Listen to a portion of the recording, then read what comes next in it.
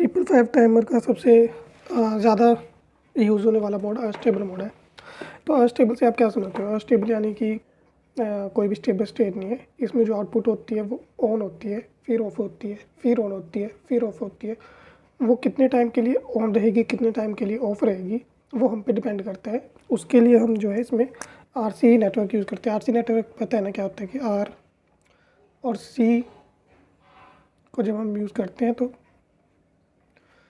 हमारे पास एक time period निकलता है जो कि इन दोनों का मल्टीप्लिकेशन होता है। तो इस चीज़ से हम टाइम पीरियड बढ़ाएंगे, ऑन का टाइम पीरियड रखेंगे, ऑफ का टाइम पीरियड रखेंगे। तो हमारी आउटपुट कितने टाइम के लिए ऑन रहेगी और कितने टाइम के लिए ऑफ रहेगी वो हम पे डिपेंड करता है। ठीक है, ये 555 टाइमर का सिंपल ब्लॉक डायग्राम है। तो अब इसको अस्टेबल समझते हैं हम। अस्टेबल के लिए हमें सबसे पहले एक रजिस्टर और कैपेसिटर का नेटवर्क लगाना पड़ेगा। ठीक है, तो आइए इसे समझते हैं। तो बेसिकली मैंने यहाँ पे बोला है कि आरसी नेटवर्क हम लगाएंगे रजिस्टर और कैपेसिटर का। ठीक है, तो हम यहाँ पे एक कैपेसिटर और रजिस्टर का नेटवर्क जो है वो इसके साथ कनेक्ट कर देते हैं। यानी कि एक हम रजिस्टर और एक हम कैपेसिटर का नेटवर्क लगाएंगे। ठीक है, अब जो इसकी 6th पिन है जो कि थ्रेशोल्ड होती है और सेकंड जो है ट्रिगर होती है, इन दोनों का हम यूज़ करेंगे। एक्चुअली यहाँ पे 2/3 VCC लिखा हुआ है और यहाँ पे 1/3 VCC लिखा हुआ है। अगर VCC हमारे पास 9 वोल्ट है तो 2/3 VCC हमारे पास 6 वोल्ट आ जाएगी और 1/3 VCC हमारे पास 3 वोल्ट आ जाएगी। तो इसमें क्या चीज़ समझने वाली है कि थ्रेशोल्ड पे हमको जब 2/3 VCC से ज़्यादा वोल्टेज मिलेगी तो ये कंपैरेटर ऑन होगा। मतलब कि ये कंपैरेटर की आउटपुट 1 आएगी, इसकी आउटपुट 1 आएगी। तो फ्लिप फ्लॉप में आर पे 1 आने पे आउटपुट हमें 0 मिलती है।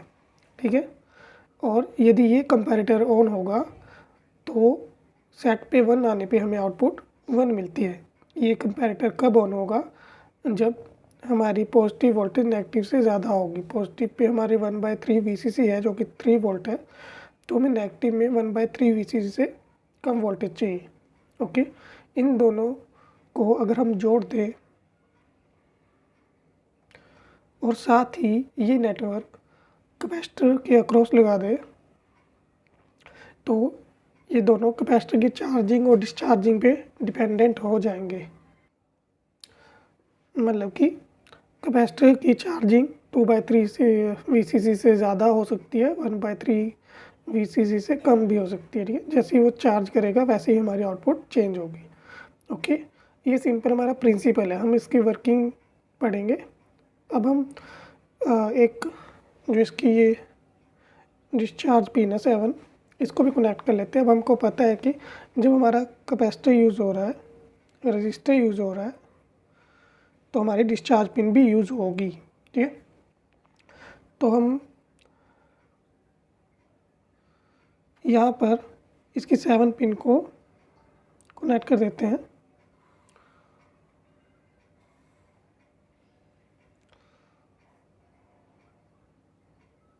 ठीक है, मेरे बोलने का मतलब है कि जब कैपेसिटर डिस्चार्ज होगा तो रजिस्टर के थ्रू होगा। ठीक है, और इसके साथ ही VCC के साथ हम इसको कनेक्ट कर देते हैं और VCC के साथ कनेक्ट करने से पहले हम एक और रजिस्टर लगा देते हैं। इसको हम R1 बोल देते हैं और इसको हम R2 बोल देते हैं। ठीक है, और इसके साथ ही ये VCC से कनेक्ट कर देते हैं जो कि 9 वोल्ट है।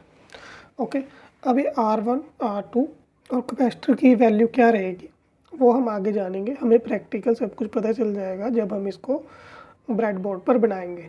अभी फ़िलहाल के लिए हम इसकी वर्किंग समझ लेते हैं। इसकी वर्किंग जो है हम इस डायग्राम के साथ साथ वेव फॉर्म भी बनाएंगे, तब हमें ज़्यादा समझ में आएगी। ठीक है, चलिए अब हम शुरू करते हैं। जैसे हम सर्किट को ऑन करेंगे, मतलब कि 9 वोल्ट की बैटरी जो है इसमें हमने कनेक्ट कर दी, तो फर्स्टली ये कैपेसिटर चार्ज होना शुरू करेगा। ये चार्ज 3 लेवल पे होगा। फर्स्टली ये 0 वोल्ट से स्टार्ट करेगा, फिर 1/3 VCC पे जाएगा,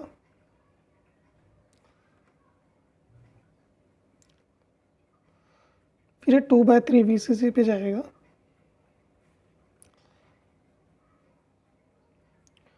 और फिर VCC। ये 4 लेवल है। कैपेसिटर 0 से VCC हमारे 9 वोल्ट है, तो 0 से 9 वोल्ट तक कैपेसिटर चार्ज होगा, ठीक है। अब यहाँ पे हम आउटपुट वेवफॉर्म भी लिख लेते हैं कि यहाँ पे हमारी आउटपुट आएगी।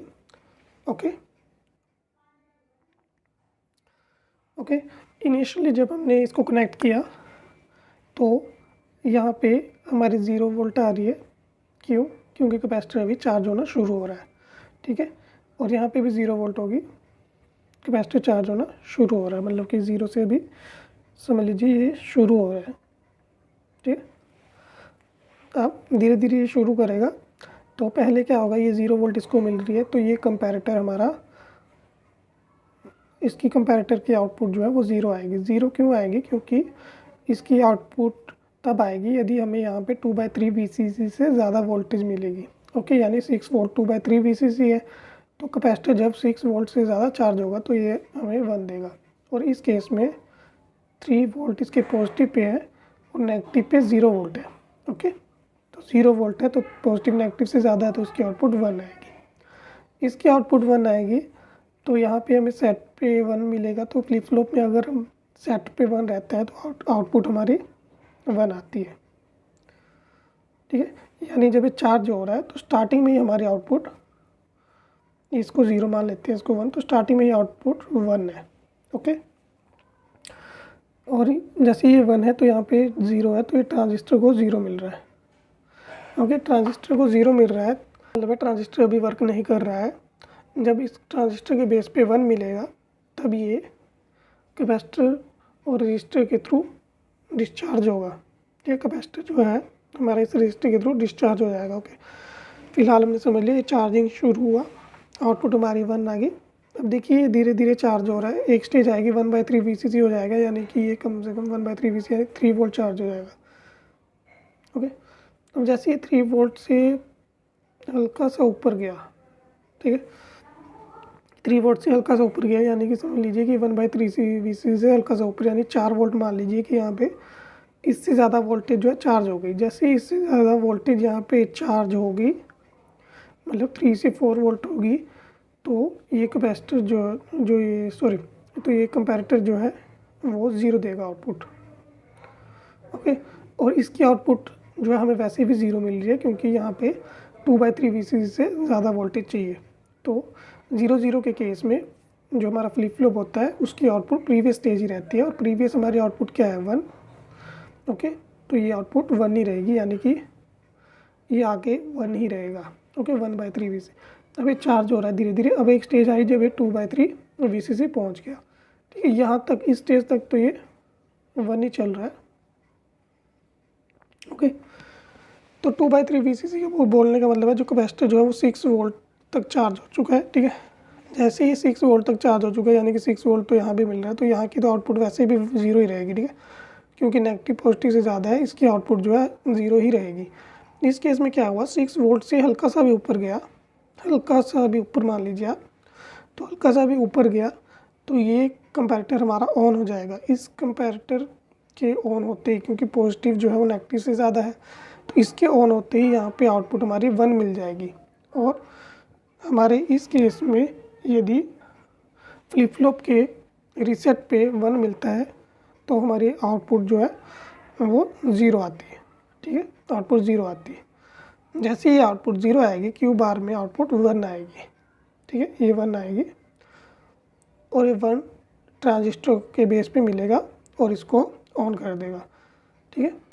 तो पहले हम ये देख लेते हैं कि जैसे ये कंपैरेटर 1 हुआ, इसका 0 हुआ, 1-0 के केस में आउटपुट हमारी 0 आ गई, ठीक है, 0 आ गई, यानी कि आउटपुट हमारी 0 आ गई। ओके, और ये ट्रांजिस्टर के बेस पे हमें 1 मिला, क्योंकि क्यू पे 0 है तो क्यू बार पे 1 होगा।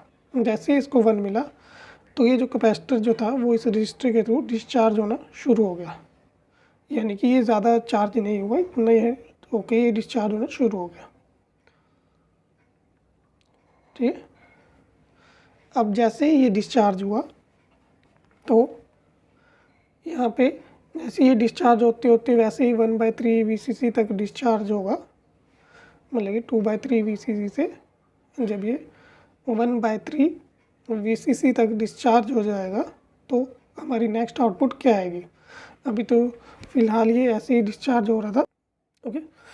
डिस्चार्ज होते होते जैसे ये 1/3 वाले लेवल पे पहुंचा तो 1/3 VCC से अगर ये बिलो आएगा, हल्का सा भी अगर समझ लीजिए ये बिल्कुल बिलो चला गया, मतलब कि 1/3 VCC यहाँ पे मिल रही है 3 वोल्ट, और यहाँ से बिलो हल्की सी भी चार्जिंग है, यानी कि 3 वोल्ट से अब यहाँ पे समझ लीजिए 2 वोल्ट भी हुआ, 2 वोल्ट भी हुआ, तो हमारी नेगेटिव जो है वो पॉजिटिव से कम है और इसकी आउटपुट जो है 1 आ जाएगी, ओके। इसकी आउटपुट हमारी 1 आ जाएगी और इसकी आउटपुट जो है वो 0 हो जाएगी, क्योंकि ये 1/3 VCC तक डिस्चार्ज हो गया, ठीक है। अब जैसे ही ये डिस्चार्ज होगा तो 0 और 1 के केस में हमारे फ्लिप फ्लॉप पे आउटपुट हमारी क्या आती है, सेट पे 1 मिला तो आउटपुट पे हमें 1 मिलेगा, यानी कि इस स्टेज पे हमें 1 मिलेगा और फिर से 1 होते ही फिर से ये चार्ज होना शुरू हो जाएगा, ओके। ये 1 होते ही चार्ज होना शुरू क्यों हुआ, क्योंकि जैसे ही हमें 0-1 के केस में आउटपुट पे हमें 1 मिला, ठीक है। जैसे ही यहाँ पे 1 मिला तो क्यू बार से ये 0 हो जाएगा और हमारा ट्रांजिस्टर जो पहले 1 था, मतलब कि ऑन था, वो बंद हो जाएगा और डिस्चार्जिंग जो है वो रुक जाएगी। डिस्चार्जिंग रुकते ही ये फिर से दोबारा चार्ज होगा, वैसे ही जैसे पहले लेवल पे हुआ था, ठीक है। अब हमारी इस केस में आउटपुट सेम यही रहेगी जो कि पिछली उसमें रही थी और सेम ये डिस्चार्ज होगा।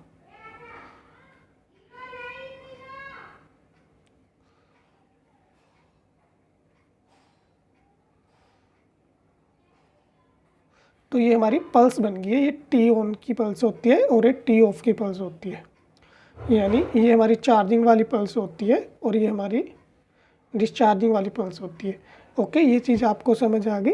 मैं इसको दोबारा से हल्का सा रिपीट कर देता हूँ।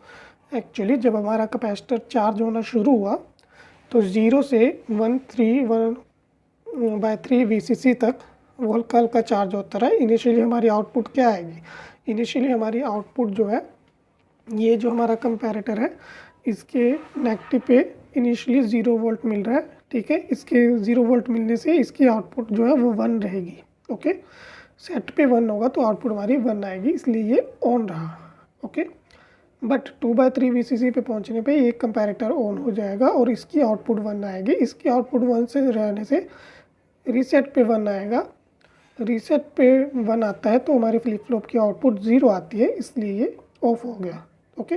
तो होप आपको ये टी ऑन और टी ऑफ का कंसेप्ट जो है वो समझ आ गया होगा, ओके। अब हमारा एक क्वेश्चन आता है, टी ऑन जो है और टी ऑफ है, यानी कि हमारी आउटपुट कितने टाइम के लिए ऑन रहेगी और कितने टाइम के लिए ऑफ रहेगी, वो पूरी तरह से हम पर डिपेंड करता है। वो हम R1, R2 और C की वैल्यू लेते हैं। अब मैं डायरेक्ट आपको फार्मूला बता देता हूँ। इसका फार्मूला होता है 0.693, ये कांस्टेंट दोनों के केस में रहता है, ओके। अब आपको पता है टी ऑन के लिए टाइमर ऑन, यानी कि चार्जिंग के टाइम पे हमारी वोल्टेज जो है R1, R2 के क्रॉस आती है। R1 और R2 जो सीरीज़ में लगे हैं, ठीक है। R1, R2 सीरीज़ में लगे हैं और इसके साथ ही कैपेसिटर की वैल्यू, ओके। और दूसरे केस में जब ये डिस्चार्ज होगा तो R2 के थ्रू ये डिस्चार्ज हो जाएगा, यानी हम R1 और R2 की वैल्यू और C की वैल्यू से हमारे LED या फिर आउटपुट कितने टाइम के लिए ऑन रहेगी ये हम पता कर सकते हैं और कितने टाइम के लिए ऑफ रहेगी ये पता कर सकते हैं। आपको इसकी थ्योरी समझ में आ गई होगी। अब हम आगे इसका प्रैक्टिकल करेंगे जो कि ब्रेड बोर्ड पर हम बनाएंगे और उस टाइम पे हम आपको ये बताएंगे कि यहाँ पे हम R1, R2 और C की क्या वैल्यू भरें टी ऑन करने के लिए, टी ऑफ करने के लिए। उसकी थोड़ी बहुत कैलकुलेशन हम करेंगे ताकि कैलकुलेशन के बाद पे आपको सारे कंसेप्ट क्लियर हो जाए, ओके।